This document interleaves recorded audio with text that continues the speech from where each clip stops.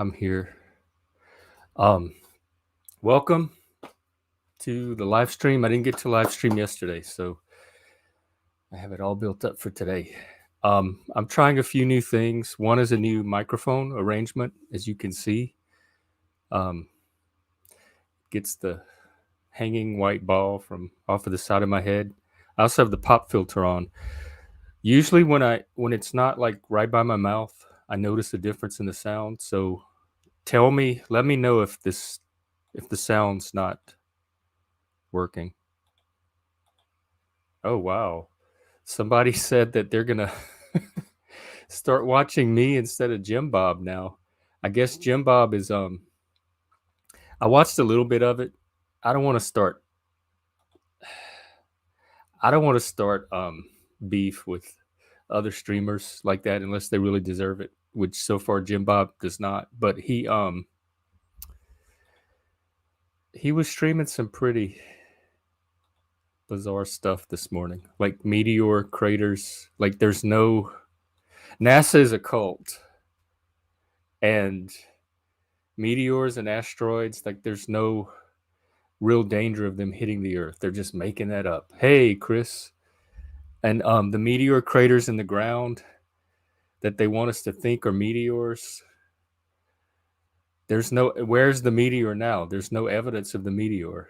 So it's just NASA, it's just the cult of NASA, I guess, wanting to make you think there's things like asteroids and meteors. I only caught like maybe a minute of it, if that, because I couldn't watch. And so I don't know if I'm completely summarizing it right, but it that's what I'm competing with, I guess. So I appreciate the viewers, certainly. I'll try not to talk about outlandish, crazy stuff. I can't speak to any of my guests. I run in some pretty diverse circles, but you can always challenge me on anything if you think I'm crazy or don't make sense or conspiracy or whatever. I like to know all of that because I'm very concerned about reality and like staying grounded in it. I see Chris in the comments today. By the way, in a couple of hours at 5:30 Central, we're gonna have our. It's normally the Tuesday movie night, but it got bumped to Wednesday this week. So we're gonna have our movie night. It's gonna be Spike Lee's. It's called Girl Six. Teresa Randall, who's a fantastic actress. She's a phone sex operator, and it's kind of a comedy, but sort of a dark comedy. And then we're gonna do a live stream discussion afterwards about the movie. So I'm gonna stream now. This is an open stream, although I do have at least one topic I want to talk about today, but I don't have to hit it today if I get enough guests. I was playing around with ChatGPT, and I discovered some woke bullshit that I want to talk about. So live stream, movie, and then discussion after the movie. So that all happens starting now. I will talk about Chris. This is too good not to. I will talk about crazy stuff exclusively. Thank you. You can be my because you're.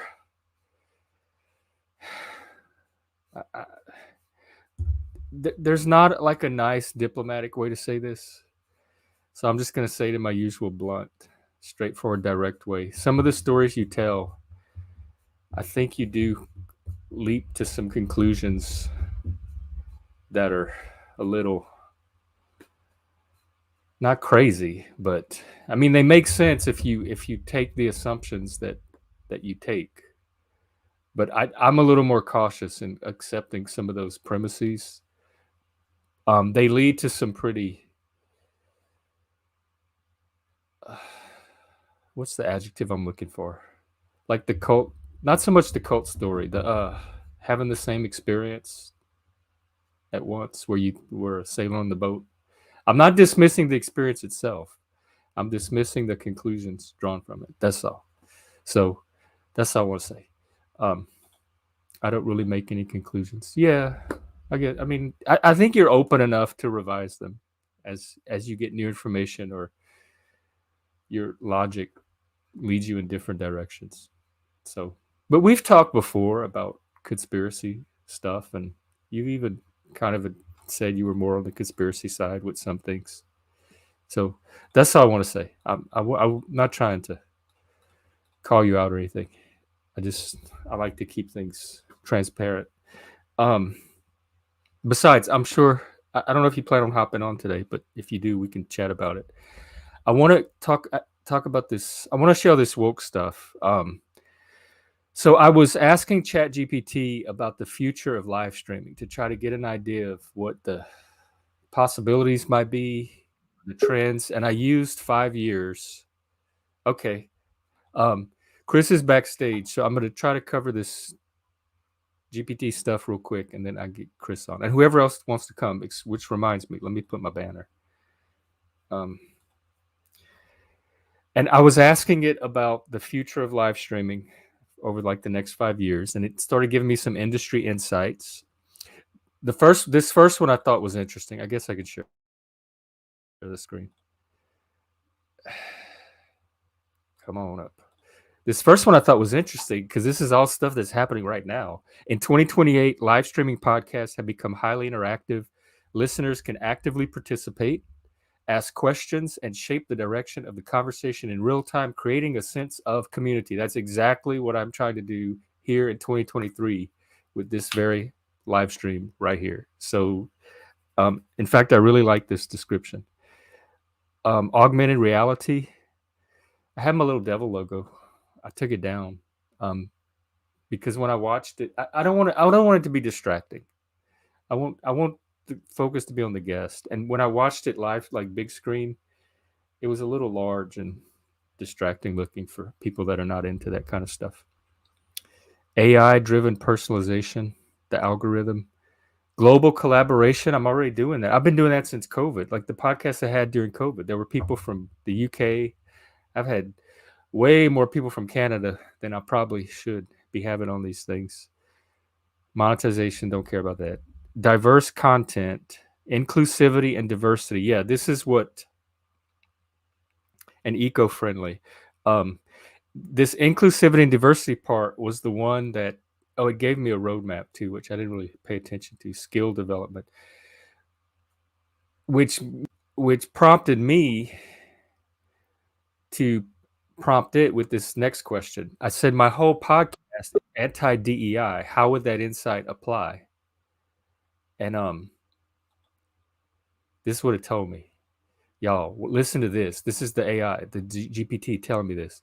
It's important to address my intention to create content that is anti-DEI, diversity, equality, equity, and inclusion, which they're now calling belonging. While freedom of expression is a fundamental value, yes, it is. You don't even need the while in front of it. It's crucial to consider the ethical implications and potential consequences of creating content that goes against the principles of diversity, equity, inclusion. See, they're already trying to guilt and shame me. You can have your free speech, but now there's ethical implications and consequences if you use that freedom of expression to create content that goes against the principles of DEI, which is an ideology. So it's not like going against a scientific principle. Or a moral or ethical principle. It's going against this ideological principle. It's warning me to consider the consequences. In the context of the future of live streaming, where diversity and inclusivity are emphasized, your approach may present challenges. Audience reception. Content that opposes DEI principles may face resistance and criticism from a growing audience that values diversity and inclusion. This could impact your podcast popularity and reputation. Not the Satanism, not the rocket in my chair like an autistic spaz, not the gay BDSM sex stuff I talk about here sometime, or all the drug conversations we have. But okay, so if you think I'm worried about content that opposes DEI principles, you haven't really watched my podcast. So yeah, it's telling me my content, maybe my audience is not the audience that values diversity and inclusion. Maybe there's more to the planet of humans than just that one audience. Collaboration opportunities. Nobody's going to work with me. Podcasters who align with DEI principles may be less inclined to collaborate with content creators whose views oppose those principles, limiting my partnership and cross promotion.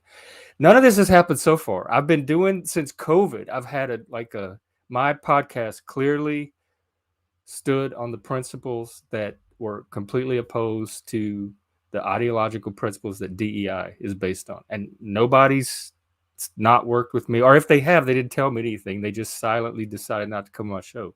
But it hasn't stopped other people from coming on my show, including woke people themselves who do embrace these principles. And I haven't got any criticism or anything at all about my podcast. So monetization, I don't monetize, so I don't care if advertisers and sponsors don't want to work with me, but they're telling me you could lose income. Social responsibility, here's where they really lay it on. In the broader societal context, promoting anti-DEI content can have ethical and social implications, potentially drawing public scrutiny and backlash. I'm going to ask it, what are these ethical and social implications and consequences you keep talking about? Let's see what it has to say.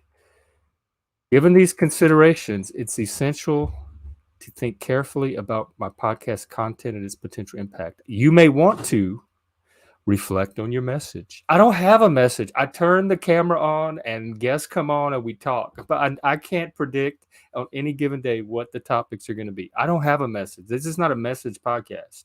It's a conversation space and a community building space. Audience segmentation. I like my audience and I like my guests, so I'm doing fine there, but thank you. Engage in constructive dialogue. Be open to engaging in respectful, that's subjective. Respectful is subjective. And informed discussions with individuals who hold different viewpoints. Any woke person is welcome to come on. I've been looking for trans people to talk to. I am perfectly willing to do this. So anybody that wants to engage in this in constructive dialogue, hop on the chat. The link is pinned to the top of the comments. Constructive dialogue can lead to greater understanding and potentially expand your perspective. Yes, it can. Ultimately, the future of live streaming podcasts seems to prioritize inclusivity and diversity, adapting to these trends and considering the broader impact of your content, blah, blah, blah. If you have more specific questions, feel free to ask or need further guidance. How condescending. So DEI is also making its way through AI, because people that are not necessarily encountering it in the workplace or education or wherever are still going to be asking DEI questions about the direction to take their projects, and it's going to tell them this DEI crap, and then they're going to start modifying to accommodate DEI principles based on what GPT tells them. Okay, this is his answer to the ethical. Ethical refer to the potential effects and outcomes that can arise from the content I create. I'm fascinated by this. What kind of power do I have to affect shit with my content? Especially when it goes against widely accepted ethical and social, like growing up gay in the South, in Trump country, or being a Satanist, those kind of widely accepted ethical and social norms that have never stopped me in the past before. In the context of creating content that is anti-DEI, here are some examples. Public backlash. I want there to be a public backlash. I want a public to even have a backlash. So content that can lead to public backlash and criticism. Oh my God, criticism? I've never faced that before. What am I going to do? Somebody might criticize me. Individuals and organizations may express their disapproval. They might cluck their tongue at me. Oh no. Which can harm my podcast reputation. It doesn't have a reputation, so do your best. Some members of my audience might choose to stop listening. That is their right to do so. This is completely voluntary and free. Of all the things they have to do at this hour of the day, like Jim Bob or whoever, the ones that are get something out of this and are choosing to listen to me and my guest have that option. And if they don't, they have the option to go listen to some other podcast or do something else. I want people to have the freedom to choose voluntarily when they want to listen to my show, how long they want to listen to it for, etc. So I'm not doing like audience capture where you shape yourself to what your audience wants. I'm not really doing anything but trying to hold a space, a certain type of space here. And I'm going to keep holding that space. Negative brand associations don't have that. Social responsibility. Let's hear what it has to lecture me on about my social responsibility. Promoting DEI can be seen as socially irresponsible. It may be viewed as contributing to a divisive or harmful narrative.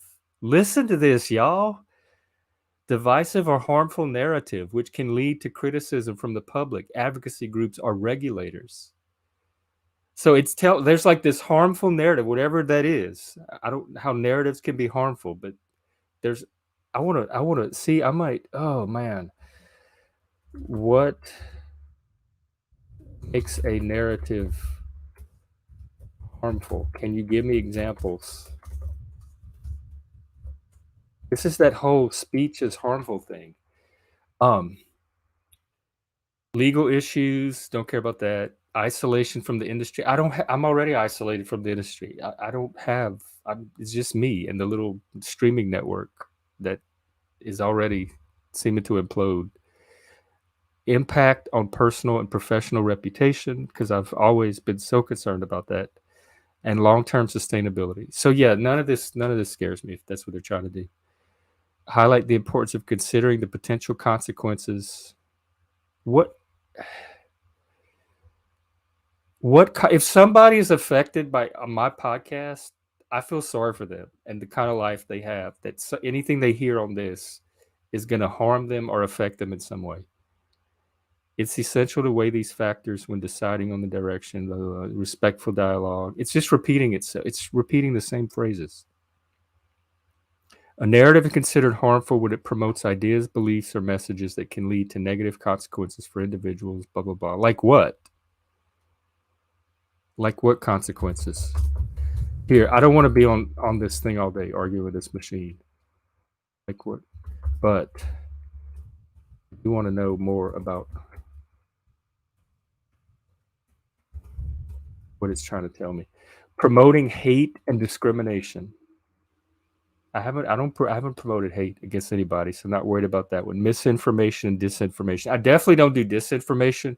Misinformation is when you're not aware that what you're putting out there is misinformation. Nobody should be taking authoritative information from this podcast anyway. We're a bunch of amateur lay people just coming together and comparing notes and trying to sense make. So none of this should even be, you shouldn't be guiding, like basing your life on anything you hear on this podcast. It's just a chat space any more than you should your local pub or the break room at work or any of the other third places that you might be in. Promoting violence and harm. I don't do that. Stereotyping and stigmatization. I don't care about that. I've been on the receiving end of this stuff my whole life. It's not going to hurt you. Nothing's going to happen to you. Divisiveness and polarization. I do agree that we are divided and polarized. Maybe it has the potential to contribute to that, or at least keep the woke away or something. But I'm willing to come on and have those conversations. So in that sense, I don't think it's like, if it is contributing to the divisiveness, it's also providing the antidote to it. Undermining science and expertise. I don't have any science and expertise. And if science is threatened by my podcast, then they're not doing science right. Victim blaming. It's a narrative that suggests that victims of sexual assault are responsible. For me, it's locus of control. I don't want to get down that rabbit hole, but it's looking at personal agency. And even if you were a victim of sexual assault, were there things in your control that you could have done differently to lessen the consequences or whatever, or even to recover or minimize the harm it does to you? It's not about blame. It's about reclaiming some kind of power for yourself. Promoting harmful practices. Okay, let me just see what social division and polarization. It's just repeating itself. Mental and emotional health impact. I work in mental health. Harmful narratives can negatively affect individuals. It can negatively affect individuals with no resiliency, that are highly fragile, are not getting proper mental health care in the first place and have no internal locus of control. It's affecting those individuals, and it's affecting them because they have underlying issues beyond just what the narrative is affecting, that's allowing the narrative to even affect them in the first place. Feelings of insecurity, I'm not responsible for other people's feelings of insecurity. They had those feelings long before they turned on my podcast, and they're going to have them long after. Self-doubt, anxiety, depression. Where in a world, we all feel that. Where in a world are we guaranteed to be free from insecurity, self-doubt, anxiety, or depression? This is failure. This is poor self-care. If people are coming to the podcast with these feelings, or these feelings are getting awakened by anything they hear on the podcast, they're either not taking care of themselves mentally and emotionally, or they don't have good coping techniques to recover when those feelings do get activated, which that's just a normal part of life, having those feelings. So if you're so emotionally crippled that you can't handle the feeling of insecurity or self-doubt, then I don't know what to tell you. How do you leave your house in the morning? In extreme cases, harmful narratives can incite violence or hate crimes, public health risks, economic and social. So now I'm responsible for people's economic disparities, diminished trust in institutions, barriers to social progress. That's the ideology, because your vision of social progress may not be mine.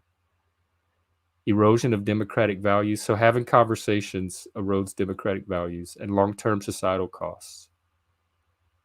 I think I've read enough. Ongoing social tensions, economic disparities, and reduced quality of life for many. Oh God, I hope my podcast doesn't reduce anybody's quality of life, and that they're not able to just turn it off or go watch some other podcast. Okay. Have real world consequences, blah, blah. All right, Chris, what you think about all that? I'm catching up on the comments too. Good morning. Oh, I can't hear you. Sorry, I had it muted because I was looking at some other stuff about what you're talking about while you're talking, so I didn't want it to come on when it's like the baby was crying in the background earlier. She stopped now. So yeah. Anyway, no, yeah, the ChatGPT stuff is fascinating, man. Like I've looked into this before, like it was about a couple months back when people were really freaking out about the ChatGPT thing. I guess when it was still fairly new. And people were like, there was a ton of people like freaking out about it online, like a lot of fairly intelligent people too. That I felt like it was really. I mean, is it a little creepy what it can do? Yeah, but it's still just like regurgitating things, and it just rearranges the sentences into interesting ways. It doesn't really. Yeah, the woke part of it though is fascinating though. The fact that they are just like pushing those.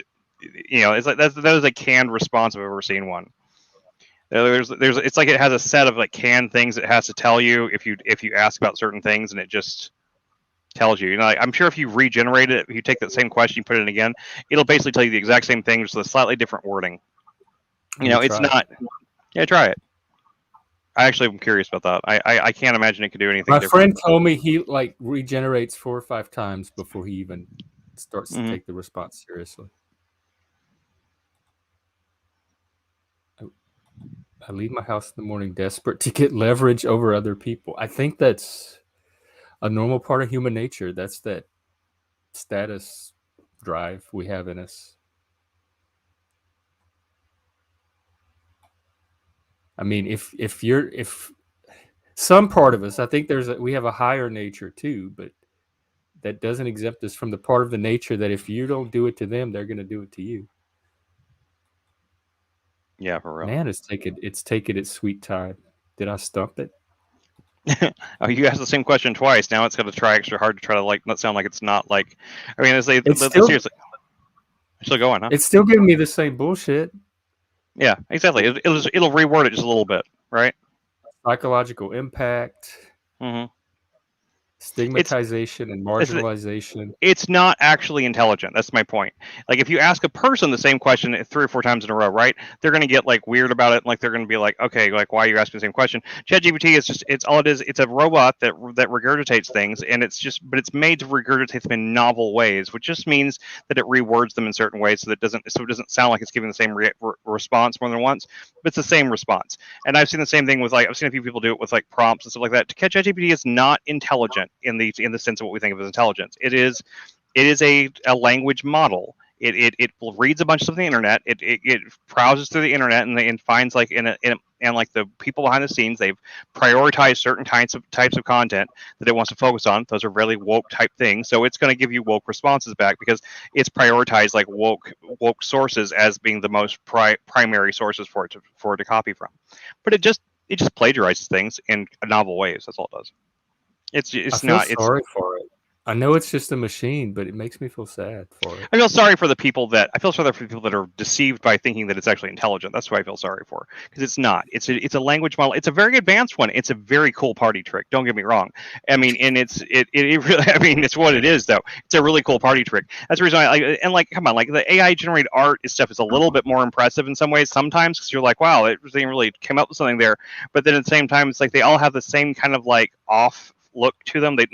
They all look kind of the same in a way. They might rearrange the image in different ways, but it's just taking images and just like it's like doing just like really fast photoshopping.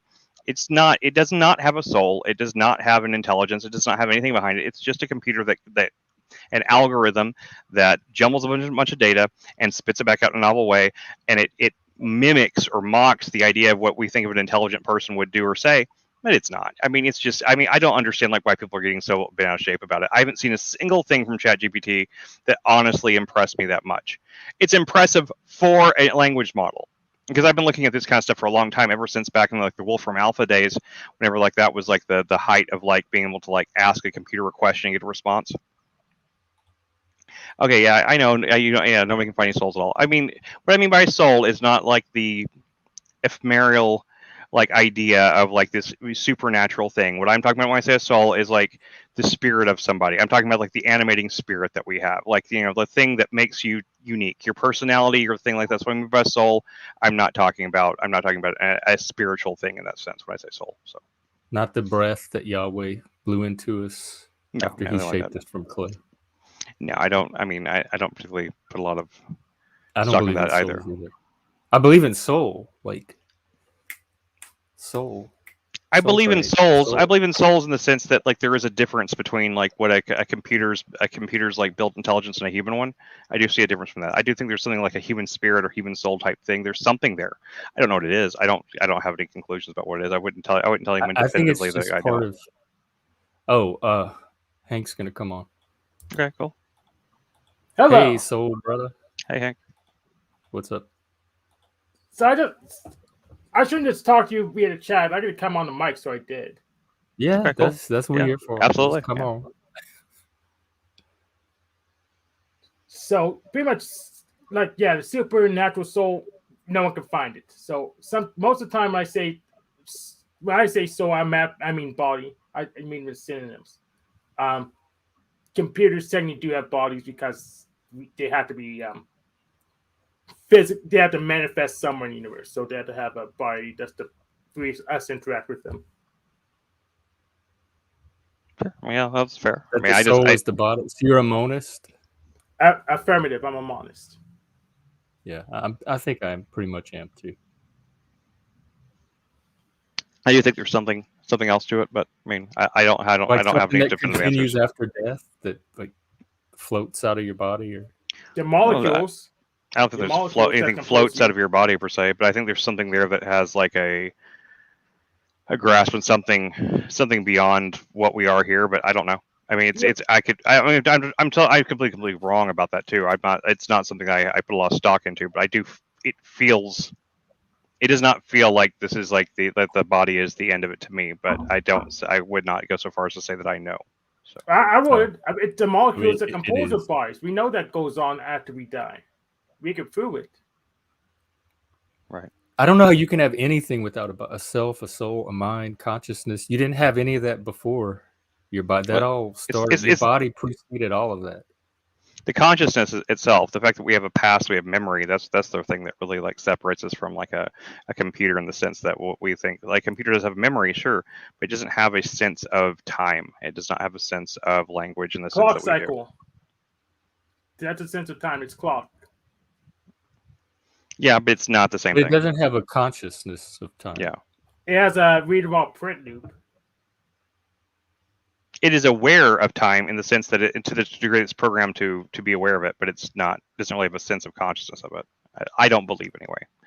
But I mean, that's just, it doesn't mean I'm right. I mean, like, I've never believed that, aliens were real, but like there shouldn't be a lot of people that think they are. So, Well, they cross the borders every day. What was that? They're not Oh, real. aliens cross the borders every day. You're coyotes. Oh, unless you mean space aliens, then we haven't. I meant seen space them. aliens. Yeah. Oh yeah, we haven't. If they we were haven't seen real, I those. feel like they would have come for me by now. They're not real. I mean, I like to, I've never believed in aliens in that sense. I've always believed that, if there was anything like that out there, it was probably more of a spiritual nature if such a thing existed, but I don't have any proof for it, nor do I necessarily believe anything in a concrete sense. I mean, I have internal beliefs but they don't translate to the external or to the more like, I don't live my life based on them. So Yeah, we haven't found space aliens yet, but we do have like egregores that interact with our universe. I think that this. What do you mean? Because I thought that you were more or less a materialist or a naturalist. Oh, I'm an idealist, but the thing is, it's mostly one-to-one, exactly the same. So I'm a naturalist too, but I'm an idealist. But in most respects, it's exactly the same. Materialism and idealism pretty close to each other. So the physical and the material is mental. Yes, that the bomb substrate is mental, but for most practical purposes, they're exactly the same.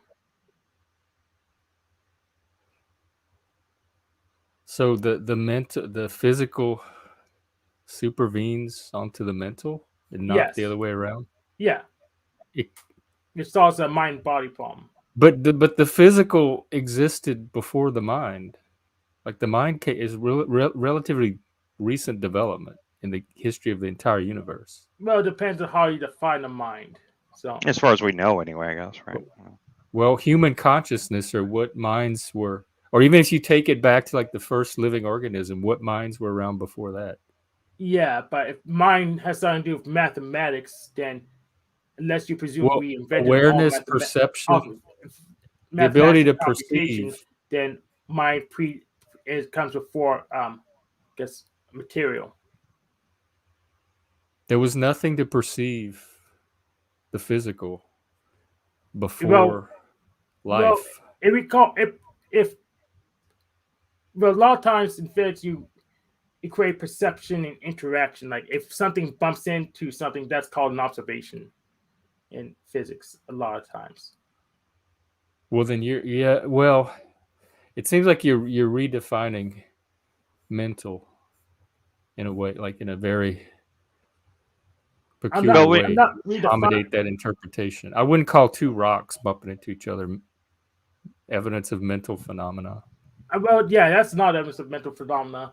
But if you call it an observation, then that's kind of what it is. But we don't call it an observation. So if idealism to you is observation or perception, and you're calling that a form of perception, then that could potentially have existed or coexisted with matter from the beginning of time. But that's very different than how I understand idealism. Well, it's exactly how I understand idealism, and that's how Bernardo Kastrup understands idealism. That's how, what's his name? The Dr. Hoffman, I forgot his first name, understands idealism. So the idealists understand the same way I do, but we understand some different way than idealists, than just you're not using the same definition. Donald Hoffman, yeah. It's an interesting perspective. I've never heard many people speak about idealism in that sense before, so I'm very interested to hear, as much or more about that. It's like about your personal philosophy. I've never heard anyone speak about that before. Yeah, me neither, really. So first of all, idealism is a form of monism. So just like physicalism, it just says it's we derived from just the subject's mind instead of that's particles and stuff. That's what's it called? Properties. Properties is not the defining thing because it's context dependent. So Well, you spoke context before. is mine. You spoke Freezing before, up. but oh, okay. Who's freezing up? Me. Oh, okay. So I guess it won't affect the stream. So just carry on. You mentioned before, but egregores though, about an egregore, and my understanding of an egregore is it's kind of a supernatural type concept. So explain to me what your definition of egregore is, so I can understand what you mean by that. So my definition of egregore is pretty much like thought form, but what I mean by that is just as like a pattern of objects interact with each other. You could classify the pattern of like people and infrastructure as the egregore, and you can have pictorial depictions. You have it's like a map. It's a map of like about functions and methods on just physical space. It's interesting. It reminds me of like this little spiritual movement I kind of came across on the internet like ages ago. I can't remember what they called themselves now, but it was kind of like they kind of believed they basically believed you could create egregore type machines by like creating these patterns and then focusing your thoughts on them, like then using them for like mining spiritual energy, which I thought was very strange. It wasn't there something I know, but mind you, it's not something I believed in. But I found it on the internet, and I was just wondering if like your belief and thought forms is something that can be created. Is it something that exists like outside of the person's mind, or is it something that simply exists within the mind? I'm just really curious. So since I think mind's everywhere, then it really doesn't matter if it exists in my mind or just like the world. It's just there. Okay. So that's an end assumption I have. But Okay. we have a class egregores we can easily find called corporations that interact exactly how I would say egregores interact, except we can reference them by going to your local Secretary of State website to find them indexed in a database. It's really interesting. I've never thought of a corporation in that sense. Okay.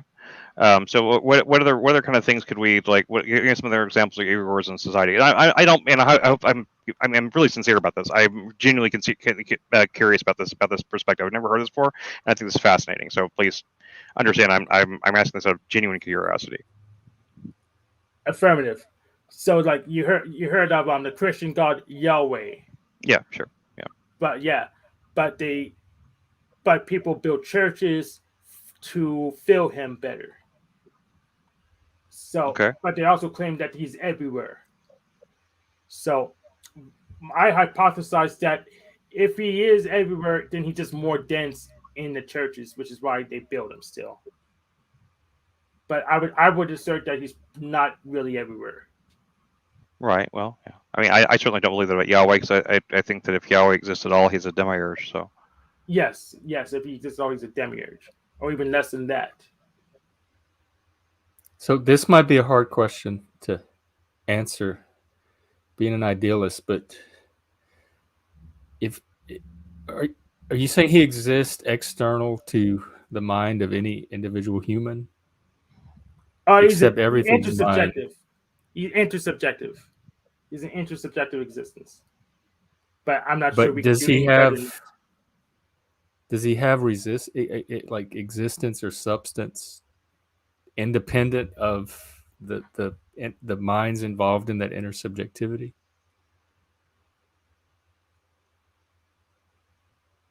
He has the same independence that we have from our molecules that compose us. Like when you say he's denser in a church, does that mean because the people come together and intersubjectively interact and it increases? Yes, affirmative. But yes. So when they're not in church, when the church is empty, he's as dense as he is anywhere else? Or does he still have this residual density even absent the, what do you call them, parishioners or of the church? whatever, we just call them churchgoers. Well, apparently not, because they when they didn't have a church, they went ahead and built them. So apparently not, because they felt the need to So build it takes a the church. people to come Yeah. together to like Well, yeah, I mean, intensify. the understanding I had growing up in church my whole life was that church is the people, not the building. The building is simply a gathering spot. So I'm not aware of any churches that believe the building is significant, really, outside of like the cathedrals or whatever. It's just because But there are some pretty. that believe it's a holy place and there's a divine presence. Well, in and the like, church itself, Catholics do independent consecrate of- their, yeah. Yeah, but church isn't just the people because they feel the need to build a building. I mean, but I mean, you could like I was part of a church for years that didn't have a proper building. They just gathered in like they used like whatever building was available. So Yeah, there's a bunch of churches like that. So right. So I mean, like so in that sense, we agree that like a church really is the members of the church. Which I do see how you compare that to an egregore in the sense that you said a corporation, because a corporation is kind of like this idea. In that sense, the church is kind of this idea, this thought form thing that also at the same time is also made up of the individual members of the church. I think it's a really interesting concept. I never thought about it like that before. So that's why I'm inquiring further. yeah, so technically they don't necessarily need a building, but generally they do get a building.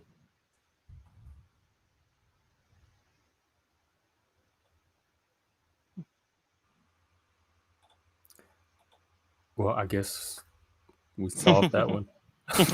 I just thought, I mean, I really am interested in the concept of like egregores being something, because I mean I'm very familiar with the concept of egregores as thought forms, which is or tulpas that in some cases I've heard them being called, or Grigori from the Old Testament or the Old Testament Apocrypha anyway. So I mean I'm quite familiar with the egregore type concept, but I hadn't heard anyone refer to a corporation or the church itself as one. So I think that's really interesting. An interesting perspective on it. Is that something that you came? Is this something a conclusion you came to on your own, or is it something that did you read this from somewhere? Is this like someone else's? I read a lot, so you probably want to go to the right? Yeah, Chaos Matrix. I'll get. I think I don't know, but I have a Chaos Matrix link that I can put in the chat that gives a good summary. I'll put it in the main chat on YouTube. Sure. Yeah. Get it real quick. How is that? Is there a woke egregore? You think? Affirmative. There's more than one. There's more than one woke egregores. What are they, and what do you do about them? What are they? So how do you fight an egregore? I'm not actually sure how to fight egregores. Yeah, I'm not actually quite sure. Pretty much.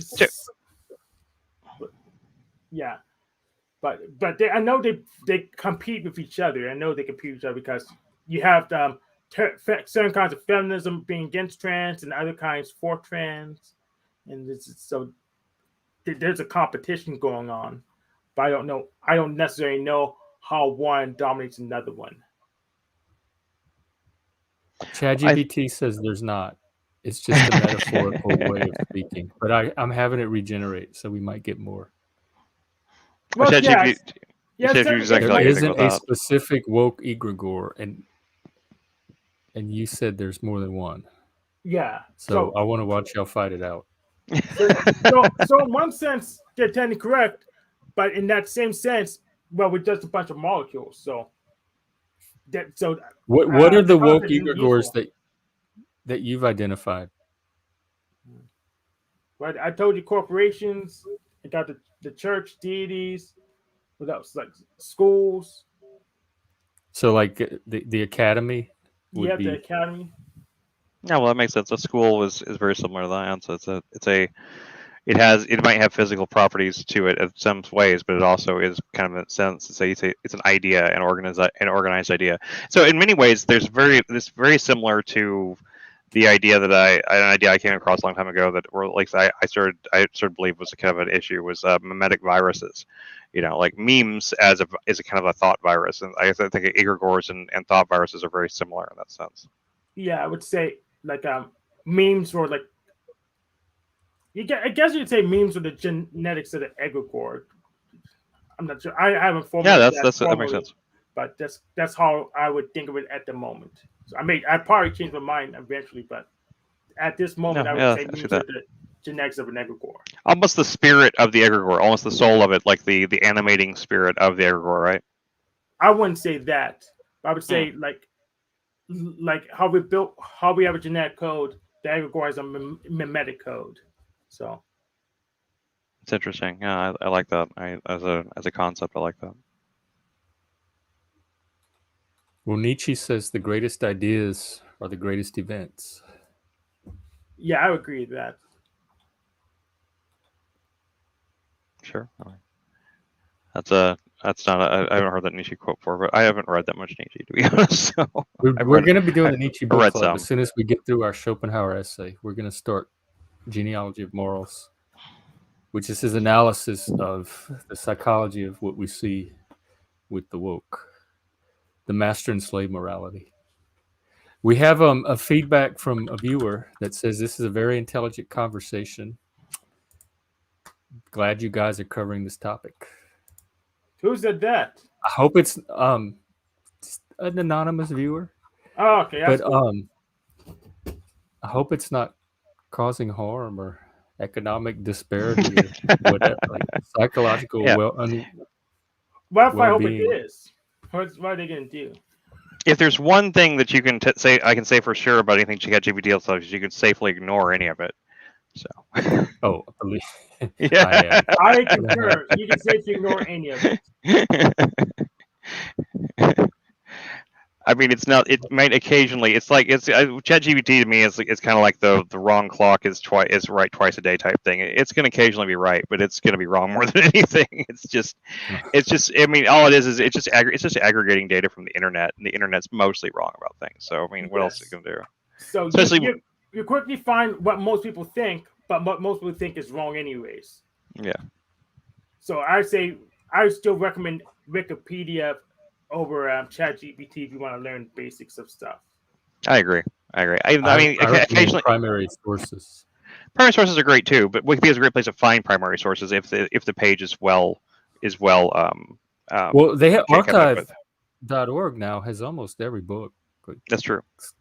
you could possibly want, especially the older it is. I was saying Wikipedia is a good starting place for most topics because most topics are fairly well. What do you call it? Can't think of the word. Like curated. They're pretty well curated on there, and they usually have a good number of primary. If it doesn't have any primary sources on it or any resources, like you can check the references on, yeah, it's probably not worth a shit. But Yeah. occasionally you Sometimes can it links to find some. both. Yeah, sometimes you can find some really good starting places there for Wikipedia. I found Yeah. I've done a lot of good research from there. It's a starting from decent there. starting place. Yes. Yep. Yeah, I wouldn't use it if for you any more get than too technical, then it's gonna be a hard time going all the way up the chain. But that's pretty much true for anything pretty technical. I mean, the last time I actually looked up into what an egregore was is where I started from with that too. I started with Wikipedia, so I jumped off from there and found lots of different stuff. I wish I could remember the name of that weird kind of like spiritualist movement was. I can't. They called themselves like. No, it wasn't Theosophy. It's something very recent. It was an internet age invention, and it was like they referred to the egregores they would create as technology in some way. I can't remember that they didn't use the word technology. Chaos Magicians. It's similar to Chaos Magicians. It's built off. It was like built out of Chaos. It was like an offshoot of Chaos Magic. That but they had a very interesting like kind of technological like viewpoint on it. It was very cybernetic kind of like, but with like only with thought forms. And I thought it was very interesting. It was really as someone who's done a lot of fiction writing and stuff like that. I thought it was a really interesting idea. So I probably interacted with them. That's like the corner where I go in like twice a week or so. No, I never heard of that one before. But I mean, this was 10 years ago, so I mean, I don't even if that movement's still around. It may have if turned to something completely different by now. I don't know. I can't even remember the word. They didn't use the word technology. They used a different word, and for some reason, my brain is just being its stupid, brain foggy self right now, and I can't think. So. I'm going to be better. Today is one of those days I'm going to be much better as someone who's going to ask questions than someone who give answers. Okay. Are you going to be able to watch the movie? Yeah, I can certainly watch a movie. I just said I'm have just, I'm discussion afterwards. sure. I'm just saying right at the moment I'm much better asking questions than I'm giving answers. That's all. If I denied, I might be better feeling better. I'm just my brain is like real foggy. No, yeah, I'm definitely I'm looking forward to watching the movie. It's certainly like from like I certainly didn't remember much about it from when I saw it a long time ago, and like I was skipping through the thing, just like looking at just like trying to make sure the whole thing was there and everything. You know, I didn't want us to like make this whole thing around something that was like only like half the movie there or something. And I was skipping around through it and stuff, and like I was like the little out of context clips I saw, it certainly made it look very interesting. So. I mean, it's not the greatest movie ever made, and some of it's probably dated, but it's more for the theme, the themes. And Teresa Randall really does a good performance, but it's not his best movie. I think Clockers is. Clockers is a great movie. I like that movie a lot now, actually. What's the one we're watching on Friday about the alien? Landscape with Invisible Hand. Yes, that is a did you check out the trailer for it? It's the trailer. I don't watch trailers because I like to you don't watch. I don't like it to condition my. It's good. It's a good strategy. I saw the trailer. Me and Lindsay saw the trailer before when we went and saw Barbie. It was before Barbie. That's the only reason I even knew about it. So that's how I knew about it. Like the opposite, because I like trailers. I like spoilers because I'm doing so many things. I don't want to invest too much time in something I wouldn't like. So.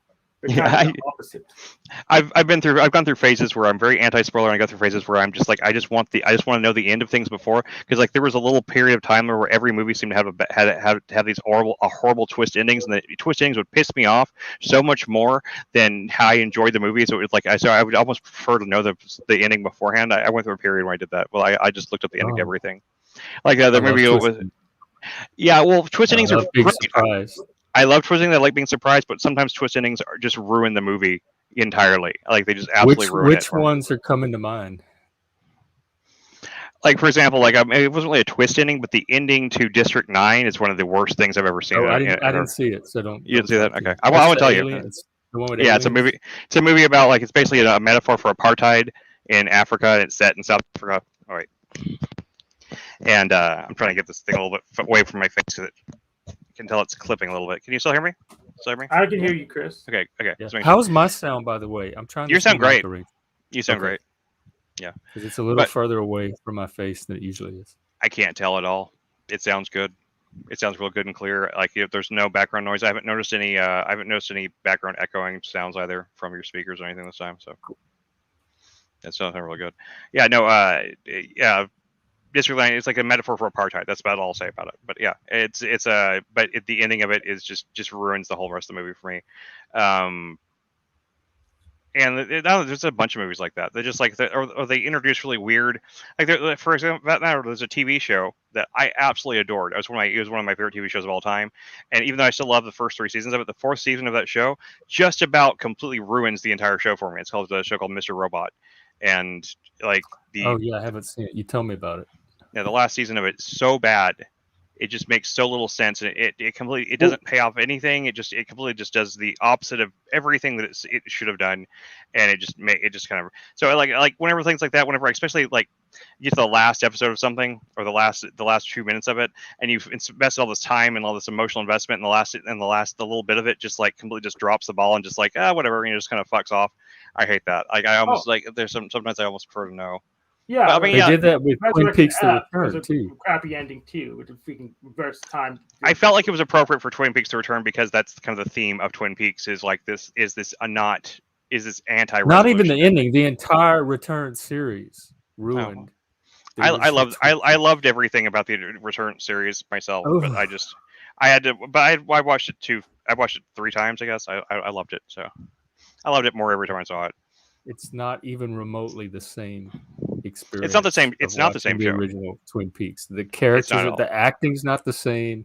There's nothing that ties it to the initial Twin Peaks. It's a different show. The name. It's a different show. It's the same name. That's it. The same name. Yeah. That's it. And they have the same characters, but they don't even act the same as they did in the original show. There's not even character continuity. Andy does.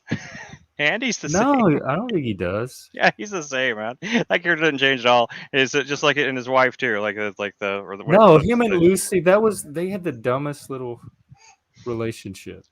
Yeah, It they was do. so They do. wooden and stylized. Hey, Hey, girl. she crawled up behind me here. Hey, there's She's getting her. Anyway, I think the Yeah. next series we're gonna watch, probably next week, is not American Detective, True Detective. True Detective, the first season at least.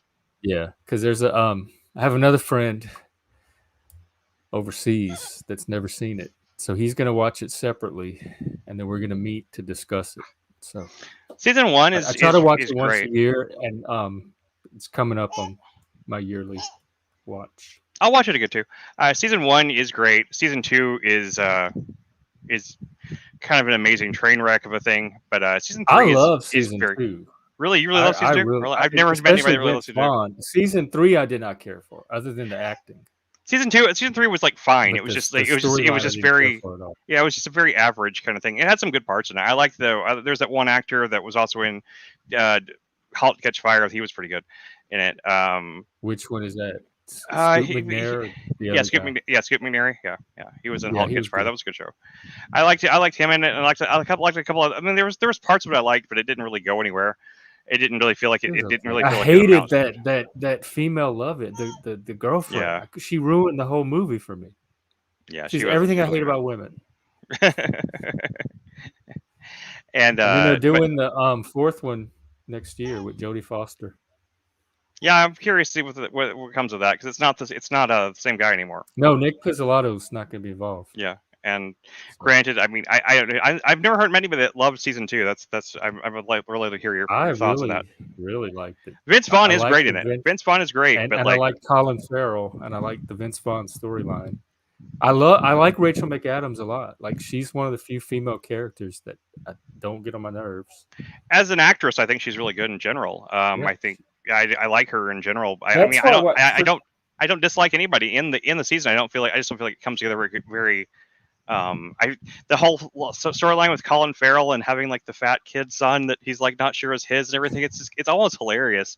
I don't know if it's supposed to be funny. It doesn't feel like it's supposed to be funny, but man, it's like there's parts of that show, that second season, that I just like I was watching it as it aired, when it first came out, and I just remember like watching it, just going like, I can't believe this is even on television. It feels like a first draft in so many ways. It feels like a first draft or something, and then just kind of ends. I don't know, like the ending of it was like I thought was really like but like it also doesn't really fulfill the promise of what he said it was going to be about whenever before the season came out. He said it was about the occult origins of the LA transit system. I thought that sounds I like didn't read all of that, so I didn't know. That's the only thing I know. I didn't have those expectations. That's the only thing he said about it. But I thought that was like, but you can see like elements of it. It seems like at one point in the creation of that show, there was a storyline that something had to do with like basically a Bohemian Grove type of like, like, because there's a little bit of something in that, like that in there, but they barely even get into it. They barely touch it. And it doesn't seem like it's never really shown to be really involved in any of the rest of it. So it seems like there was supposed to be more of like them infiltrating a cult kind of angle to it. And it doesn't really go anywhere with it. And then just kind of turns into like everybody just kind of dies. I don't know. I don't know. But I mean, I'd watch it again. I'd be willing to watch it again for we'll start with the for first discussion one. purposes. Yeah, the first one's great though. I mean, Mr. Robot, for that matter, Mr. Robot would be a great show. I mean, like the first season, Mr. Robot's still very, very of our time now. The first season of that show it's still amazing. It's still amazing all the Maybe way we could through. do Mr. Robot after True Yeah, sure. Detective. And Chernobyl is the other series that keeps getting recommended, and The Wire, which I've never seen. The Wire, man, I've tried so many times. I've gotten through the first season of The Wire, but it's so hard for me to get into. I don't know why. I mean, there's individual scenes I like a lot, but I have a hard time really getting into The Wire, and I don't know why. It seems like the kind of thing I would like, but I just never can seem to get into it. Like I've watched the whole first season. I watched because I was working on like a cop drama at one point when I was working with the director I used to work with doing screenplay stuff. I was working this cop drama thing, and so I was like trying to watch like other like shows like The Wire and stuff like that, and I just like that for whatever reason. I mean, I got through like most of the Shield. I got through like a bunch of other shows.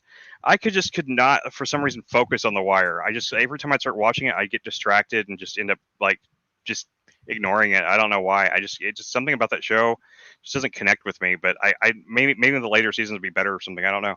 It wasn't like it was bad. It just wasn't. It just didn't pull me in at all. But I'm willing to give it a shot. no, I'm willing to give it a shot. It just didn't pull me in at the time. I mean, this was going back 7-8 years, so I mean, it's not like it's anything recent. Well, Hank, what are some of your shows Yeah. or recommendations? The only show I'm really paying that much attention to is what's it called? What is it called? The fan fiction series Ultra Vegito from Call Me Orange. That's really the only show I'm really following right now. What is it called? Ultra Vegito by Call Me Orange. It's like a fan fiction of Dragon Ball Super. That's the only show I'm paying attention to right now. There's a show of that. There's like an animated series or something. It's a manga, but it's animated on YouTube. So it's animated and dialogued. So Interesting. It has a dub. It's a manga, but he animates. It's partially animated. That's interesting. I didn't know that there's any people doing stuff like that. That's really cool. Yeah. I think the finale is this week. I think on Thursday. He was out for like a year. In your and a room half. or downstairs? It's going in a much better direction than the real Dragon Ball after Tournament Power. It's going in a better direction. I haven't watched Dragon Ball since I was a teenager, so but I mean, I used to really be into anime and stuff like that, but I haven't watched it in a long time. I never saw Dragon Ball Super. Last time I watched Dragon Ball Z, it was still Dragon Ball Z.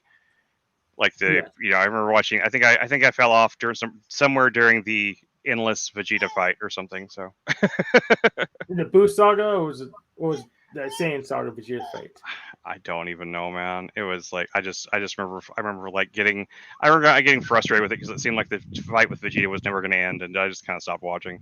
That's I was probably really Saiyan Saga one. Probably so. It felt like it lasted for like weeks and weeks and weeks of watching it every day, and I just was like, I just kind of got the point where I was like, I don't. Yeah, you should try Dragon Ball Kai because it cuts out a bunch of filler.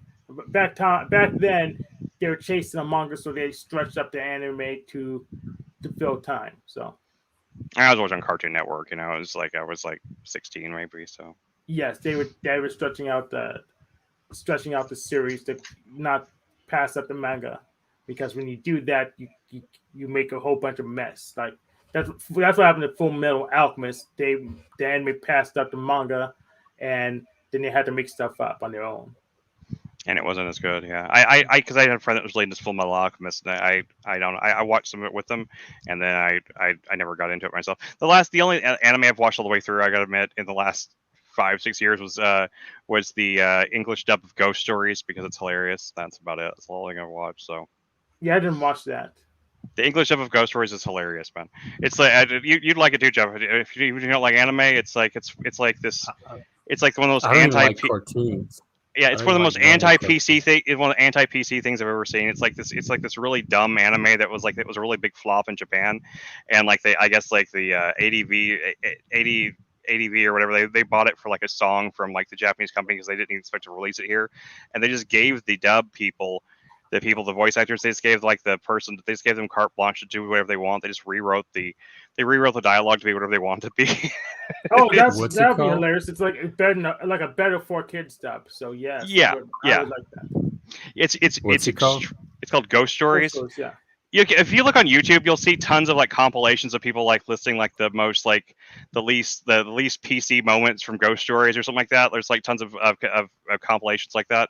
It is it gets pretty. It gets pretty. I guess they say as the kids these days say, spicy sometimes. It's pretty funny though. I mean, like they just turn like they turn this one kid into just a complete pervert, and they turn this one girl into a Jesus freak. she's always talking about like Jesus and church and stuff like that. And then they turn this like this little brother character into just this completely witless moron, like to the point where like they don't even give dialogue sometimes. Sometimes he just goes, "Ah!" It's extremely funny. I was just rewatching some of it the other day because it's just one of those things I can just kind of turn on and put in the background. It's just like the dialogue will just make you laugh. It's funny. I'll probably watch that then. Yeah, I think don't most have of it's the probably. sensibility for cartoons. I never did. Just or comics or anything that seems childish, like made for kids. I have a hard time taking seriously as art. Like it jars with me. Yes, I mean, no. yes, you like the woke Hollywood crap that you know is propagandizing you. The what? The woke Hollywood crap that you know is propagandizing you. Because How so? Oh, because it does explosions, Michael Bay garbage. So. Well, I don't think Jeff likes that stuff. Jeff never said anything about like that. Michael Bay. I don't watch woke stuff. He do the action movies. Yes. Yeah.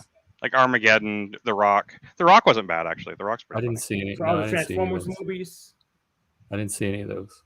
Oh, okay. I don't watch superhero movies. Yeah. I like movies with plots or good characters or movies that are trippy and stimulate me mentally. Yeah, for me, that's barely anything from Hollywood. Even a lot of stuff you just don't care. The Barbie movie. If you haven't seen it yet, you're missing out. It's the best thing to come out of Hollywood in probably the last 10 years. I would believe that because the bar's so low. Yeah. Yeah, but they took that. They as low as the bar is, they vaulted it. Like they jumped miles over it. Okay. And I'll see it after it's not in theaters. I'm not going to go to the theater to watch a movie. That's just stupid. I wouldn't have gone to the theater to see it myself for the fact that it was movie theater day or something, which meant like the movies were all $4 and like we hadn't been to a movie in a long time, so me and my wife went and saw it. But we watched it here on the stream last week, or we didn't watch it on stream. We did a stream before we watched it, and then we talked about it afterwards. I'm gonna end up watching it again anyway because there were parts I missed. Yeah. Yeah. If you want, Jeff, I can give you access to my my Plex server. I wonder if I'd have the same issue, or if that happened because it was being streamed over Zoom. It could have been. I don't know. I mean, I can at least give you access to it, and you could try. I have never given anyone access to my Plex server before, but I'm pretty sure I can just. I don't know. I'll look in. I'll go on Plex and look at how, because there's a thing that says like give access to friends or something like that. So I can just click on that. Yeah, and see make what it another account so you can always disable it. So yeah, so you can. Oh, by the way, since I have some techie people here, let me ask this. There's a guy that made. I don't know how any of this works, but he has a website he built a website for somebody else that's they're not going to use, and he offered it to me. Yeah. To use for the live stream or what, but I have to have the ability to upload FTP files to the server, like my own. Oh website, so the shared hosting website. If I have uses certain yeah, explain all that. Yeah, it's a shared hosting website, and pretty much FTP is a way to push stuff on the web server. Mm-hmm. So he has the website built that I can use, but I have to store the files that go on it on my Squarespace site. Is that what y'all saying? No, you don't. No, you don't have to do it. So you just need to get an FTP client like FileZilla, then you upload it to the website with that protocol, and then you just use the HTML to link to the files on the website. You don't have to you just need to get the files and push them up. You don't have to rehost them somewhere else. But you can do it because it's if you felt like it. My head already hurts from doing all that. You move them. You take them from one box and put them on the other box in the cloud. You understand that, Jeff? I don't even use the cloud. You're just on ChatGPT doing this very stream. I was there. I saw you use it. That was the cloud. Yeah. No, I'm talking about I don't Yeah. The store cloud is stuff someone on else's the cloud. server. The cloud is someone else's server. Yeah, I mean, it's you just- could say YouTube is the cloud when I do Yes, I would say when it that. Yeah. archives my life, but I don't like have files that I download and then put on the cloud. Your YouTube. It's, YouTube does. yeah, your video. Yeah, that's what he's saying. It would be a place for all the YouTube videos. And yeah, then you can. Yeah, you could re-archive them there. Yeah, you can Be a good idea, re-upload them, 'cause- you link them there. You with can this put little them on streaming Twitter. network, although it's falling apart because most of the people that were in it are now fighting each other. But, Yeah, most like- streaming networks are if we scammed. do a streaming network, they could all archive. We could have like little sections for each streamer to archive their Yeah, videos. that sounds like a good idea.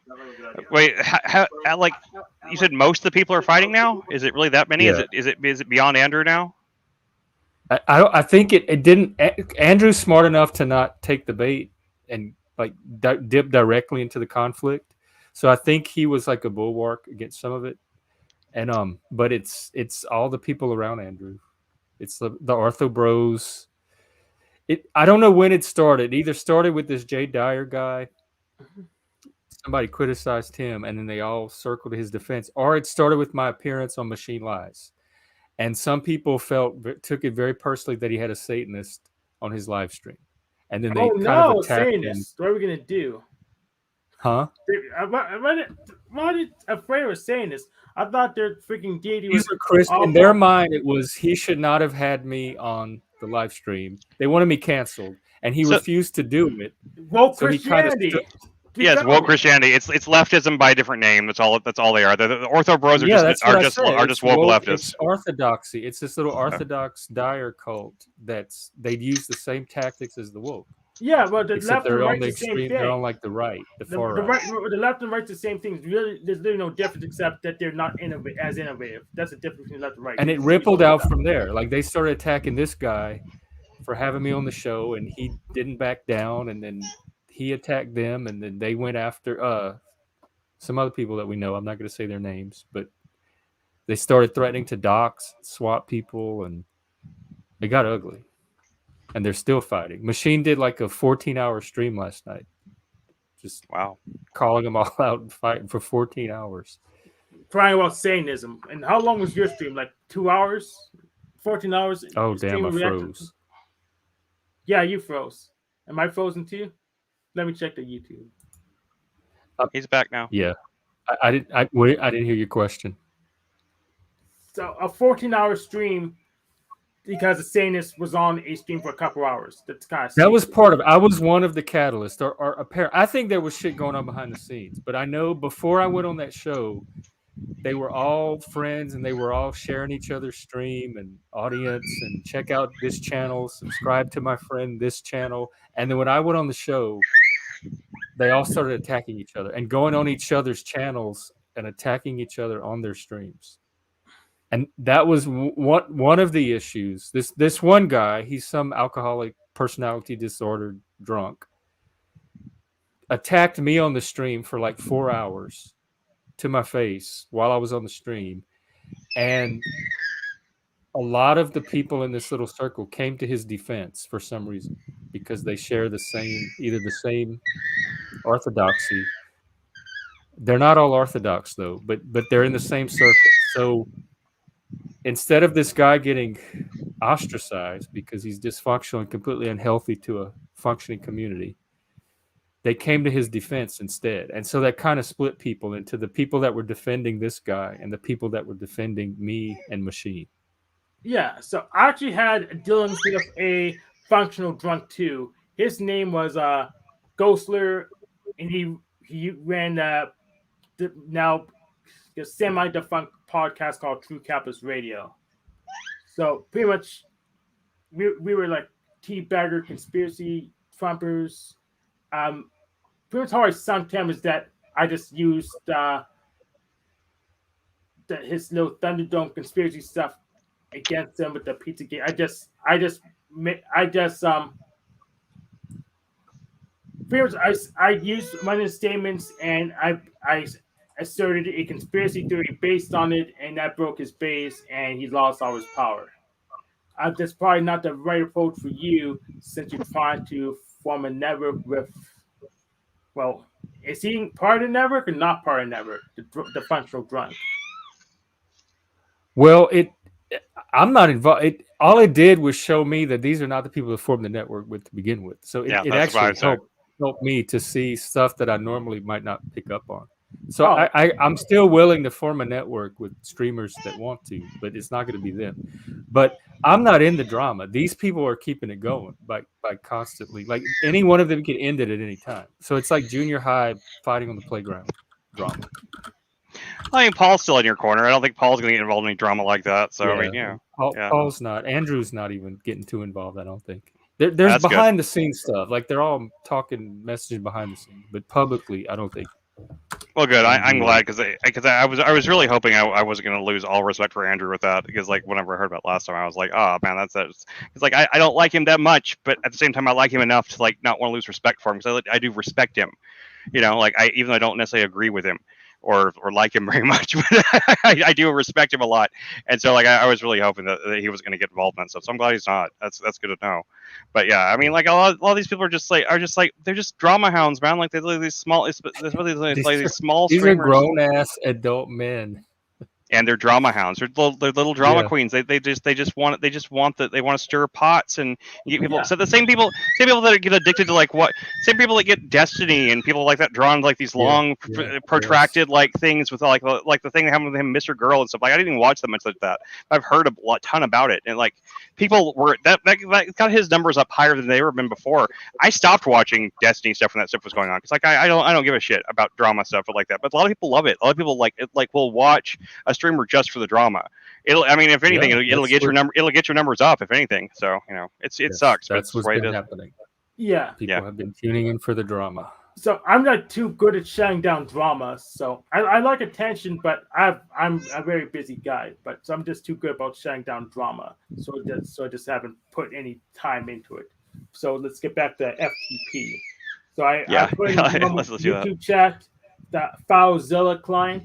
It supports SFTP. So if you had a shared hosting website, any kind, doesn't have to be his, they give access to the file system of the web server via FTP or SFTP or some other protocol. Some can use torrent. So you will use the client to put files in the website you put it in the Oh, I see. Wait, you put it in the YouTube chat? Yeah, I put in the YouTube chat, FileZillaProject.org. Oh, you know what? It doesn't show links. That's why it's not. Oh, doesn't show links. Okay. You can you can send it to me on Discord. Yes, okay.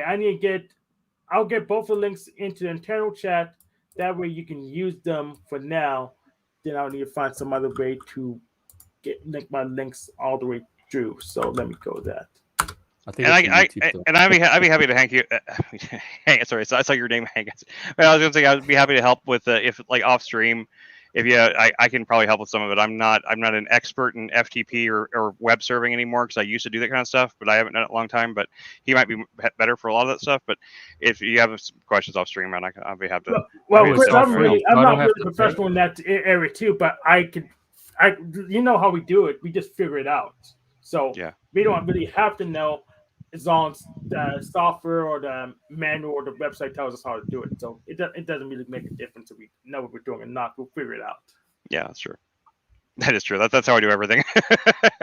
I almost never know how to do anything before I start doing it. So I can't say I'm not as good at figuring things out on the fly as I used to be, because my brain issue that I have.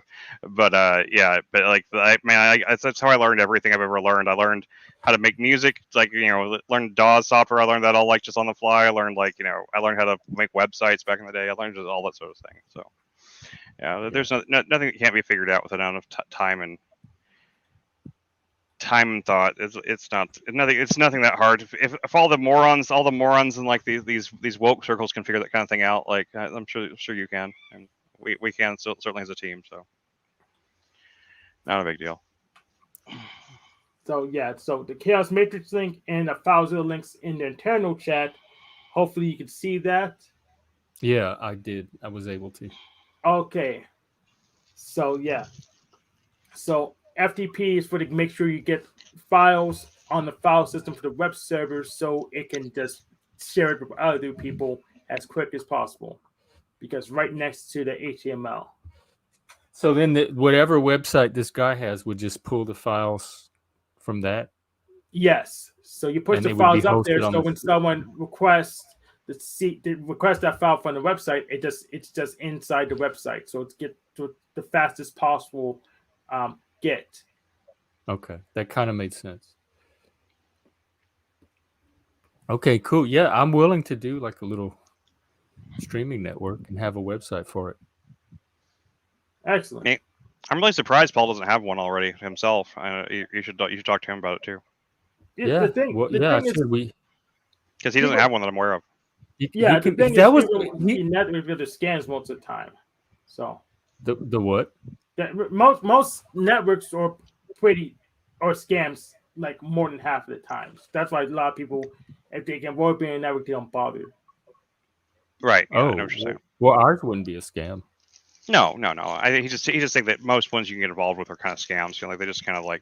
I think you're talking about like advertising networks, something like that. What do you mean? Yes. Hank? Yes. Yeah. Alan, we're not talking about. We're just talking about like just a network, just like people just literally just Just social a network, social like a literal network. social network. Well, it's a promotion network, which is that. Well, I don't know enough about those, but I know like radio networks. There's which are usually advertising networks and promotion networks. I need to do more research, but I got reports that there's a bunch of scams in those too. But I don't know enough about, so I can't make. It's just a collection of streamers who stream similar. I mean, I guess have similar values and Yeah. similar audience, and it's just a way to collect them all in one place. Oh, okay, yeah, you could do that. Yeah, I haven't seen that bad. Yeah, Make it, get you know, some like power a- away from the algorithm. That's the one thing that ChatGPT got right, because it said listeners can actively participate, ask questions, and shape the direction of the conversation in real time, creating a sense of community. It captures that sense of community that the streaming network has the potential to generate. Yeah. Yeah, I think I like it because you can do your own tags and take some power away from the YouTube algorithm. So I think that's a good idea. Yeah, definitely. We just need a name. We just need a name and some branding. And Yeah, then you can have it like a mailing list or a Discord. It's like a collective one. Yep. That was kind of like that was the initial concept. Not just we used that, but that was my initial concept behind like that's where the Plague of Arrows thing came from. When I started using it as a branding thing, that was the idea. It was like the idea was it was supposed to be like a network of artists like that. Was to me a Plague of Arrows was the idea. You know, like that. You know, you may not hit your target if you're shooting one arrow, but you know you'll definitely hit your target if you have enough arrows. Yeah. Maybe That was the concept. Of course, the fascists have the bundle of sticks too as their symbol. Yeah, that's true. But I mean, this isn't a bundle. They're all flying. You know, they're flying. Yeah. But anyway, yeah. But I'm just saying that's just like I like like the that. idea. Yeah. I wonder if everyone else would go for it. I don't know. It's a never about nothing. Well, anyone can join it. So. Yeah, it's not like I don't have it trademarked or anything. I mean, anybody could use it. I guess. But yeah, as long as we give you credit. So if you get in trouble, you have to deal with it. Right, there you go. Just use it like an LLC type thing, like a shield, you know, against any kind of actual criticism. You know, you have to sue. Chris made me say this. I'm not crazy. And Chris is broke, has no money, so you can't really sue me. So it kind of the perfect foil. Yeah. You can we'll end up being the plague if we use that one. I said it was going to be my secret society. It was a APOA, which is a Plague of Arrows, but it could also double as the Ancient and Protected Order of Assholes is what you say it was. Yeah. And the thing is, because we don't have that, I like how secret societies can like be public, but since it's not public, it's still secret. So I really like how the internet is. Yeah. I agree. Well, we have about an hour before the movie. About an hour? Okay. What were we starting at 6? Or 5:30? 5:30 your time. 5:30? Yeah. 5:30 Central. I didn't know it was 5:30. I was at 6. So my bad. But I guess now I know. So, yeah. You got that link and everything. Check to make sure it still works, right? Yeah. Yeah. Okay. Cool. It might just be us, but still doing Yeah. it. Sure. Yeah. You gonna be around, Hank? You wanna come watch the movie? Send me a link, but then I need to replace the step. Maybe I'll just put it off to tomorrow. Send me a link in your Discord, Jeff. Okay. Yeah. Emerald not gonna be there. Yeah, she'll be there. Okay. Well, it'll just be it'll at least be 3 of us then. At least. And then I mean, put like- it on Twitter, but so far nobody's responded. Yeah. Well, I mean, nobody really responded about the Barbie thing either, but like a couple extra people showed up, so you know, maybe we'll have. Well, I put that on Facebook, and I got a few from there, but I don't want to put Girl 6 on Facebook because it's mostly family. And Yeah, that's true. friends. It's not a family friendly movie from what I remember of it. So, I mean, just the topic alone being a phone sex worker, it's not really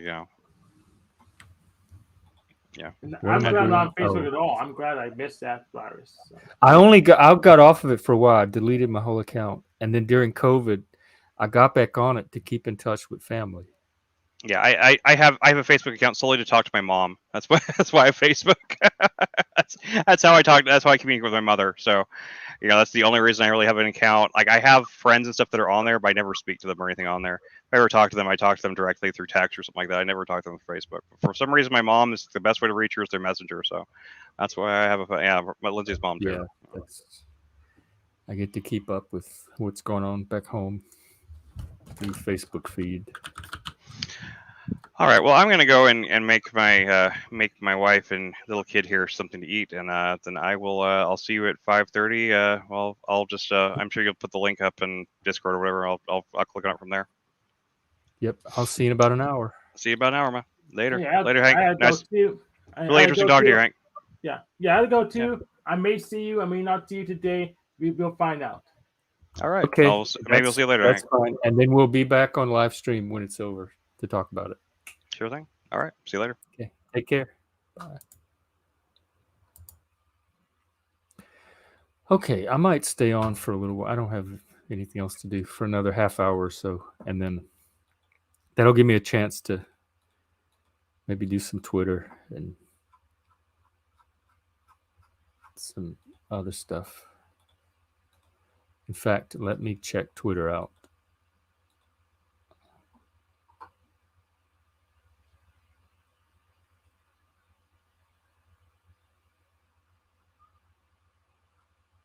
No, not much on Twitter either. Thought I had some stuff.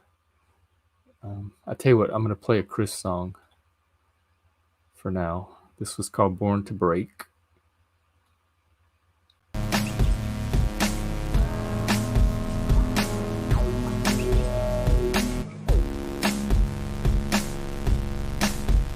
Put a little video to go with it. How about?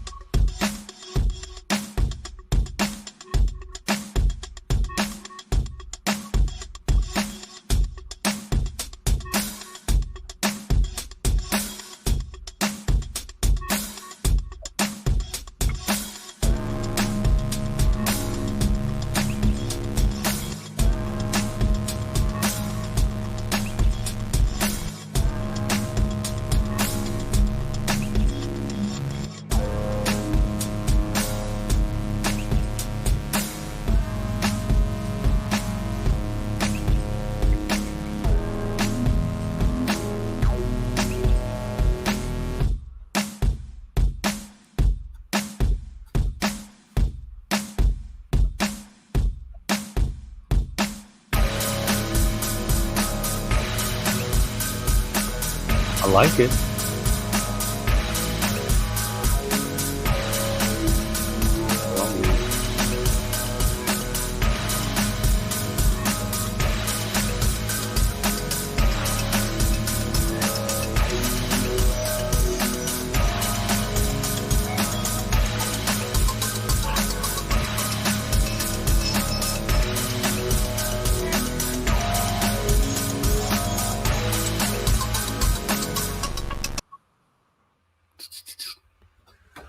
Okay, that was a track from Chris.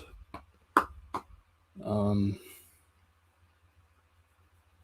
had a little bit of other stuff. I'm in the Bible. I'm moving on to the Abraham story. He starts out Abram and becomes Abraham, but I haven't gotten. I'm just at the beginning of that one. So maybe after I read Abraham, I have some more Bible talk. And then I'm still working on that Harold Bloom, The Internalization of Quest Romance. How people took, or during the Romantic Age, the poets like Shelley and Blake and Wordsworth, they took it's called Quest Romance, which the hero's journey that we do in the men's movement is a form of quest romance. It's the tales from the Middle Ages of knights killing dragons and saving princesses and going on quest. And they kind of took that and transposed it into the inner drama of the individual. And we see that today in like Joseph Campbell, Robert Bly, Carl Jung, and in the modern age, Jordan Peterson, like that, using myth and mythology to map your inner world and direct your personal growth. And so it's related to that. It's how the form of the quest romance got translated into kind of the psychological template for personal growth and development. But the Romantics took it in a very particular direction that was peculiar to them. And each one did it in a different way.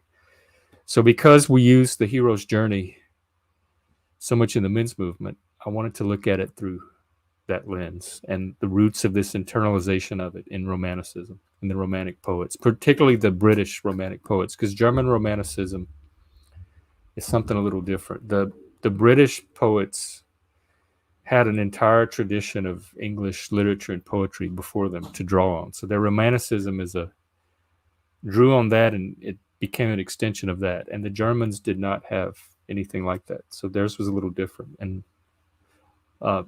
took more of a philosophical form than a literary or artistic one. So anyway, I'm going to get into that at some point. I made a list. Let me check it.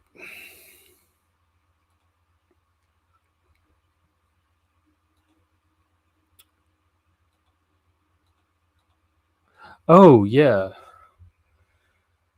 I was at a men's group last night, and one of the things we do in men's work is, like, they call it a mission statement, or you develop a mission, and you can keep revising and changing your mission. But we worked on a specific type of mission statement last night called the heroic mission, and it's your mission as hero.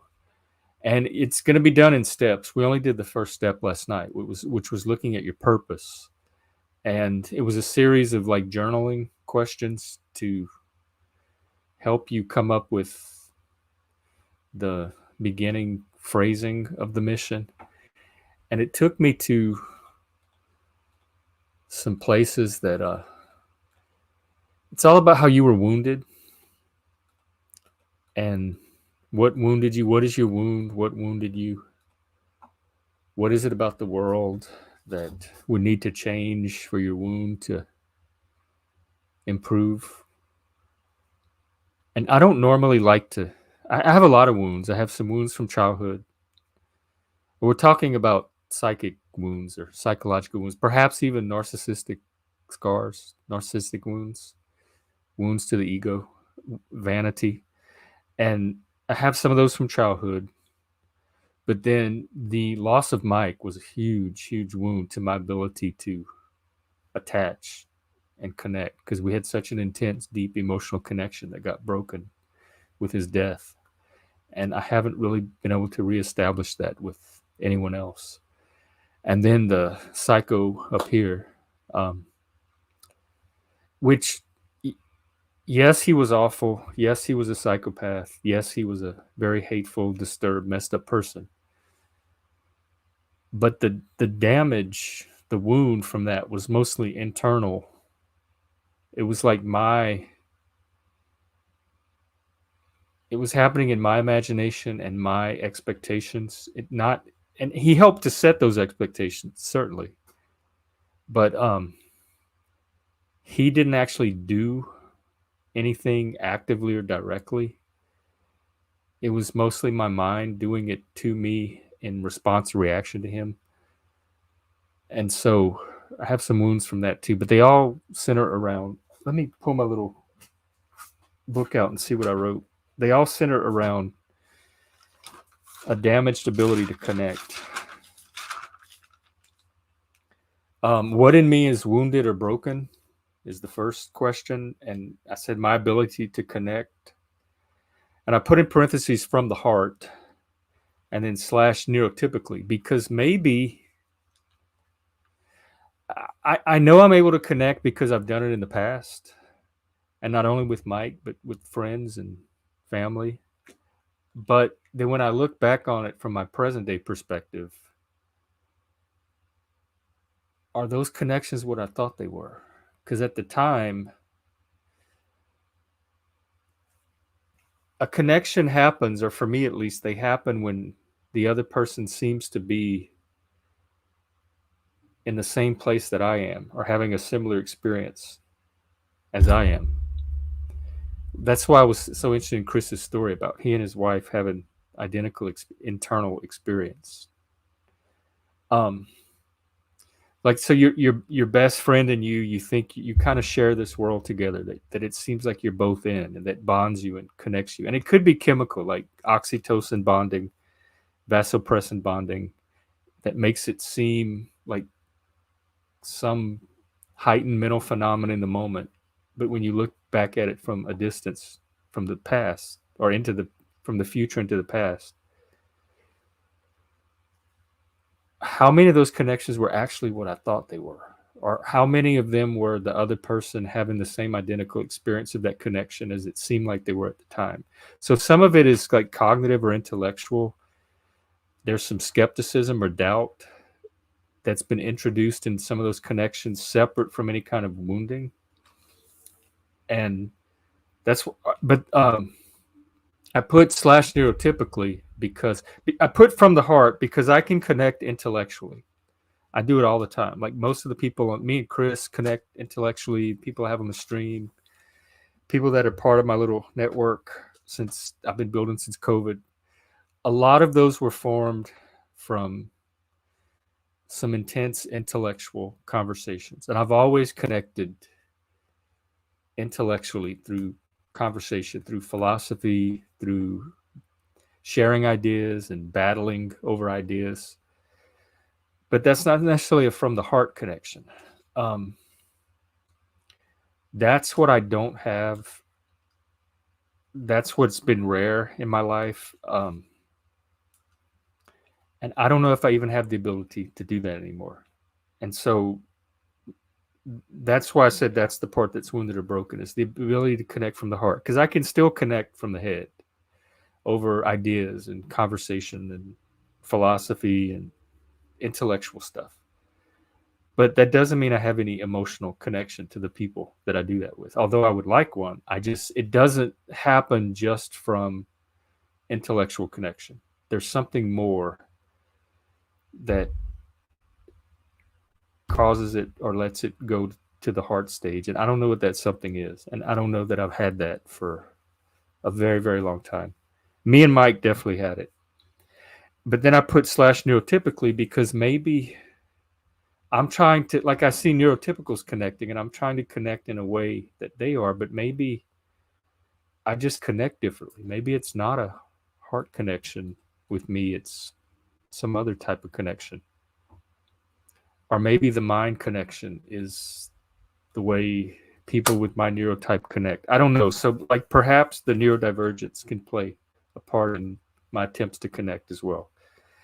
And then it said, what in the world, meaning what out in the world, what externally wounded or broke me? Because so much of my stuff is internal. It's not like any one person that did anything specific to me. Losing Mike was an event that definitely wounded and broke me, but that was nobody's fault. It's not anybody doing something to me. That was just a natural event. So I put nothing, and then I definitely have daddy issues that go way back to my childhood from before I was even conscious, like before my conscious memories start. I have pictures of me and my dad. Apparently we had a close bond, but I didn't have that consciously. So I think there's some father stuff that keeps getting carried over into my relationships. So like the ex was a replay. In Freud's theory, you have like, you're always like trying to, ooh, it's showing me that I'm freezing up again. You're always trying to remaster your whatever wounds you have with your parents through your relationships, and they get transferred. Like either your mother or your father issues, or perhaps both, get transferred onto your romantic partners or even your friends or other people. But the romantic partners allow that intimacy and intensity for that transference to really take hold. And so the wound with the ex was just a replay of the father wound. But again, my father didn't actively do anything to me to wound me. It was the psychological expectations of him that didn't get met, and they were internal to me. And the same with the ex. They have what Jung has, what's called the father imago. Like you have a mother and father imago, which is kind of a container. Psychologically, you have this little space carved out in your brain as an infant, that where the mother or father attachment happens. So you like come into the world primed for a specific attachment to the mother and the father.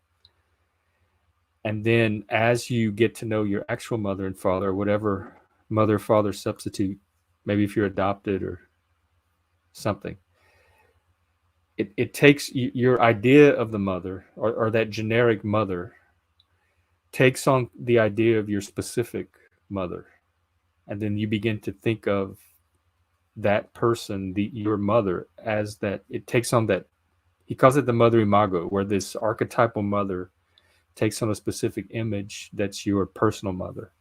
And you get to know the archetype mother through this image that is in the form of your personal mother, your direct experience of that particular human female known as your mother. And same with the father.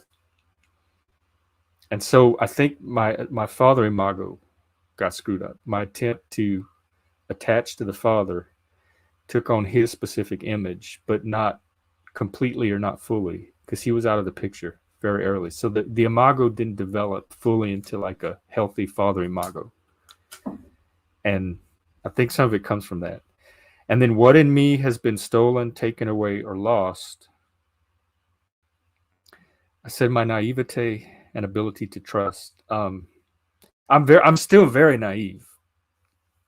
I always will be. I think it's common for autistic people to be socially naive, but I'm much less naive than I used to be. I'm much more cynical when it comes to relationships and connection. I'm much more skeptical of them. Things that seem like a connection or might lead to a connection, I'm more inclined to doubt or dismiss now than I was before. So I think I've lost some naivety about when is a connection really a connection. Like before that, I was willing to believe that anything that looked like a connection was. And I lived in this world where I was deeply connected to all these amazing people. But I think I lost some of that. I think that was naive. So it might be a good thing to have lost it. And definitely the ability to trust. And not even like they're going to intentionally do anything to screw me over or to hurt me, but trust in their ability to connect, or trust in their ability to know themselves well enough, or trust in their reliability or stability. I mean, we're all human. We're ephemeral. We change through time. There's so many parts of ourselves that we're not really that in control of. I keep getting the weak internet signal. So it's like my ability to trust, I guess, our human limitations. Do I trust other humans in general to even be able to make the kind of connection that in my mind I had in the past and in my heart?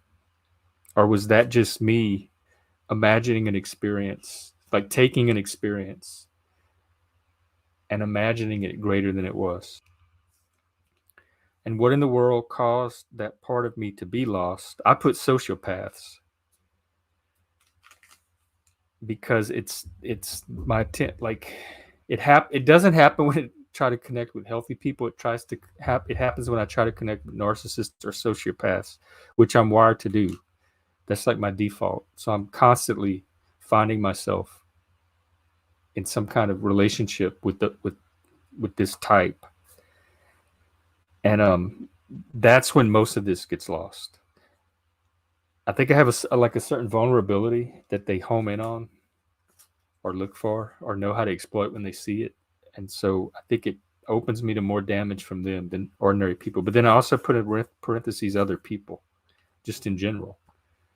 My attempts as you move out into the world and attempt to connect and attach to other humans, and they're not successful, or they run into conflict, or they break apart, or get destroyed, or encounter some other interpersonal disaster that damages that trust and that ability to connect. What do I want back for me, I think, is the question. I can't read my own handwriting. Oh, and in the men's work, there's 4 archetypes mainly that we work with: the king, the magician, the lover, and the warrior.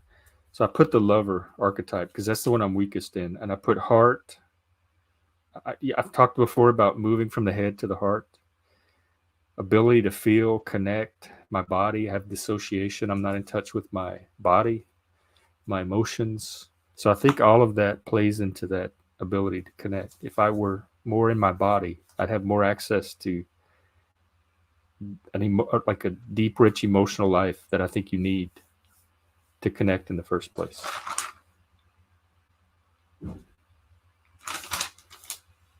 And then, so eventually, the words that came out of this to put into my mission statement ultimately were, oh wait, if the world had more blank, I could heal that which was broken or reclaim that which was lost. I didn't know what to put here. It was very vague. I wasn't getting anything on this one. I ended up putting wisdom. I was going to put self-awareness, but I can't control any of that. I can't control how much awareness another person has or how much wisdom or intelligence they have. So for me to rest my ability to heal on there being more of whatever in the world didn't really sit right with me to begin with. But I think if people could be a little more wise, and I think that includes self-awareness, includes intelligence. But then I'm not always wise myself. Lately I've been getting involved in all kind of drama that I feel myself get pulled into that I know I shouldn't, but there's something in me that just keeps doing it anyway, unwisely. So it's like Plato and the black and white horses, and that it's get on the black horse instead of the white one, like letting the black horse drive the chariot when I know the white one should be the one driving it. So I don't even have, like, I can't ask for in the world something that I know that I have lacking in my own self. Even when I know I should have it, I can't. And I know what it is. I know what wisdom would be in those situations. I just can't. I can't or won't act on it. there's something too enticing about whatever path the wisdom is telling me to not go down. So all of that kind of holds together in the lover archetype, and connection and heart were my words that came out. So whatever this heroic mission is, it's going to involve something about helping to create connection from the heart. I kind of thought it would involve the community building, because that's what my missions usually end up doing. Why am I getting the lag sign all the time? Well, if it's going to keep lagging, I might as well just wrap it up. I don't know how much of the heroic mission stuff it even captured, but I'll just end on that. And I'll keep you updated on my mission as I develop it. But hopefully it'll be something involving helping people to connect. And if not, at the very least, something related to community, because I really like doing that. Okay, I'm tired of seeing it. The lag sign keeps popping back up. So let me just end it. I'm going to play you out with another Chris song, and we'll be back. The movie is at 5:30 Central. If you want the link, contact me. You can email me at Gmail at my Twitter handle. And after the movie's over, I think it's like an hour and a half, we'll be back on stream. And then, tonight's Survivor too. It's the Survivor premiere, and they're going to be 90-minute episodes this season. It's the first time they've done 90-minute episodes all season. So that is at 8. I don't know what time. Look at your TV guide. 8 Central. Or 8 o'clock, 7 Central. But anyway, Survivor's tonight if you're into that. So after we live stream, I'm going to go watch that. Okay, I've talked enough. Let's do, how about Lioness cover experience? Does not just walk up to you. No. Ending? That's too appropriate. That sounds like the beginning. There are beats that...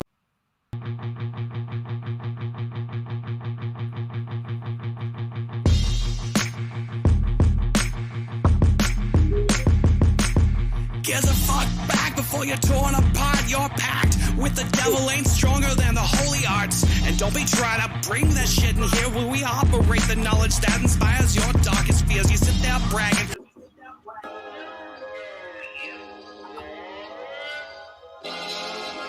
This is good. We'll end on this. Okay, I'll see you later tonight if you come to our live stream tonight. If not, I'm going to live stream tomorrow. I'm just not sure what time yet.